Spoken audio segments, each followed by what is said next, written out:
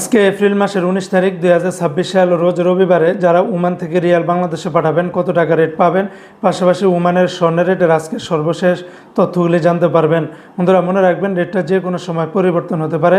প্রতিদিনকার আপডেটগুলি পেতে আমাকে ফলো বা সাবস্ক্রাইব করে রাখতে পারেন।